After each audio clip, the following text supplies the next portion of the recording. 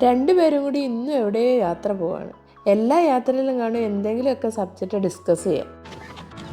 20 രൂപ കൊടുത്താൽ ഒരു കുപ്പി വെള്ളം കിട്ടും. വെറുതെ വീട്ടിൽ നിന്ന് ചുമന്നിറങ്ങണ വല്ല ആവശ്യമുണ്ടോ? എടാ 20 അല്ല 200 രൂപ വേണമെങ്കിൽ ഞാൻ കൊടുക്കാം. പക്ഷേ ഈ വെള്ളം കുടിച്ചുകൊണ്ടുള്ള ഒരു ഗുണം എനിക്കൊന്ന് പറഞ്ഞുതരാം. ഇത് ഫ്രഷ് വാട്ടർ എനർജി കിട്ടുള്ളൂ നമുക്ക്. ഇതിന് എനർജി നമുക്ക് നടന്നു നോക്കാം. എനർജി ഉണ്ടെങ്കിൽ ഇതിനകത്ത് -mV ആയിരിക്കും ഇൻഡിക്കേറ്റ് ചെയ്യുന്നത്. ഇത് പ്ലസ്സിലാണുള്ളത്. ഇപ്പോൾ ഇനി എൻ്റെ വെള്ളം ഒന്ന് കാണിച്ചു തരട്ടെ. എത്ര മൈനസ് വരുന്നുണ്ടെന്ന് നോക്കി. നെഗറ്റീവ് ആണല്ലോ.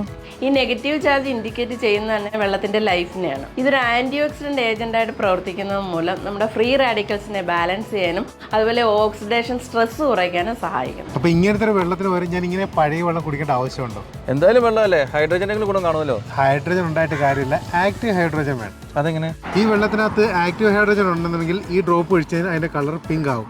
എത്ര ഡ്രോപ്പ് ഒഴിച്ചിട്ട് പിങ്ക് ആയിട്ടില്ലല്ലോ. ഇല്ല. അപ്പോൾ ഇതിനകത്ത് ആക്റ്റീവ് ഹൈഡ്രജൻസ് ഇല്ല. ഇനി നമ്മുടെ വെള്ളം നോക്കാം. ഇതിനകത്ത് ഞാൻ ഡ്രോപ്പ് സെയിം ഒഴിക്കുകയാണ്. ഇതിൻ്റെ കളർ എന്തായി? പിങ്കായില്ലോ. ആക്റ്റീവ് ഹൈഡ്രജൻ ഉള്ള വെള്ളം.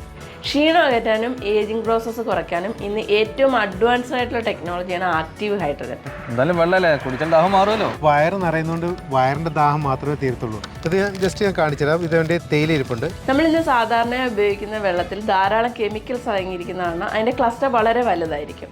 ഇത് നമുക്ക് പെട്ടെന്ന് മനസ്സിലാവണമെന്നുണ്ടെങ്കിൽ നമ്മൾ വീട്ടിൽ ഉപയോഗിക്കുന്ന ചായപ്പൊടിയോ മഞ്ഞൾപ്പൊടിയോ അതേപോലെ ജീരകമോ ഒക്കെ സാധാരണ ഈ വെള്ളത്തിലേക്ക് ഇട്ടാൽ അതിൻ്റെ ഗുണം പെട്ടെന്ന് ഇതിലേക്ക് മിക്സ് ആകത്തില്ല. നിന്റെ വെള്ളം ഇതിനകത്തൊന്ന് ഒഴിച്ച്. അങ്ങനെ ആകണമെന്നുണ്ടെങ്കിൽ അത് 100 ഡിഗ്രി സെൽഷ്യസിൽ തിളയ്ക്കണം. അപ്പോഴാണ് ഇതിൻ്റെ ക്ലസ്റ്റർ ചെറുതാകുകയും ഇതിൻ്റെ ഗുണങ്ങൾ ഇതിലേക്ക് മിക്സ് ആകുകയും ചെയ്യുന്നത്. ഞാൻ ഇതേ തേയിലക്കകത്തോട്ട് നമ്മുടെ വെള്ളം ഒഴിക്കുക. കലങ്ങിയല്ലോ. ഇത് ഇൻസ്റ്റൻറ്റ് ടീ ആയി. ഇത് ഓൾറെഡി ഫിൽറ്റർ വാട്ടർ അല്ലേ, കിഡ്നിക്ക് നല്ലതല്ലേ. എടാ ഈ വെള്ളം നമ്മുടെ കിഡ്നിക്ക് ദോഷം ചെയ്യാതിരിക്കണമെങ്കിലേ സ്മോൾ ഇൻഡസ്ട്രിയിൽ ചെന്നിട്ട് ബ്ലഡ് വെസിലൂടെ നമ്മുടെ കിഡ്നിയിലെത്തുമ്പം ഇതിൻ്റെ pH ഒരു 7.5 pH-നും 8.5 pH-നും ഇടയ്ക്കായിരിക്കണം. അതറിയാനുള്ള ഏതെങ്കിലും വഴിയുണ്ടോ? നമ്മൾ കുടിക്കുന്ന വെള്ളത്തിൽ pH കൂടെ ഒഴിച്ചു കഴിഞ്ഞാൽ അതിൻ്റെ കളർ ഡാർക്ക് ഗ്രീൻ അല്ലെങ്കിൽ ലൈറ്റ് ബ്ലൂ ആയിരിക്കണം. പച്ചയും മഞ്ഞയും റെഡും ഒക്കെ ഡേഞ്ചറസ് എന്നാണ് ഇൻഡിക്കേറ്റ് ചെയ്യുന്നത്. പക്ഷേ ഞാൻ കുടിക്കുന്ന വെള്ളത്തിൽ pH കൂടെ ഒഴിക്കുമ്പോൾ അതിൻ്റെ കളർ ബ്ലൂ ആണ് ഇൻഡിക്കേറ്റ് ചെയ്യുന്നത്.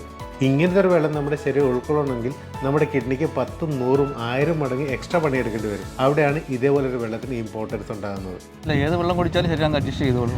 ഇത് പറയും. ഇതിന് ശേഷം ബ്രേക്ക്ഫാസ്റ്റ് കഴിക്കുന്ന കംപ്ലീറ്റ് മരുന്നാണ്, ഡിന്നർ കഴിക്കുന്ന മരുന്നാണ്. അപ്പം ഈ മരുന്ന് കഴിച്ചിട്ടാണ് നമ്മുടെ ശരീരത്തിൽ അഡ്ജസ്റ്റ് ചെയ്യേണ്ടത്. ഒരു 3 മാസമെങ്കിലും ഈ വെള്ളം നീ റെഗുലറായിട്ട് ശീലമാക്കി നോക്കുക. നീ ഉപയോഗിക്കുന്ന പല മെഡിസിനും നിനക്ക് അവോയ്ഡ് ചെയ്യാൻ സാധിക്കും. എങ്കിൽ ഇത്ര ക്യാഷ് മുടക്കിയത് മെഷീൻ മേടിക്കാന്ന് വെച്ചാൽ ഈ മെഷീന് വേണ്ടി ചെലവാക്കിയ പൈസ നിനക്ക് തിരിച്ചു കിട്ടിയാൽ പോരെ. ഈ ഒരു ഓഫർ ഞങ്ങൾ കൊടുക്കുന്നത് ഈ വെള്ളം കുടിച്ചുകൊണ്ട് ആരോഗ്യ പ്രശ്നങ്ങൾ പരിഹരിക്കപ്പെട്ടവർക്ക് വേണ്ടി മാത്രമായിട്ടുള്ളതാണ്.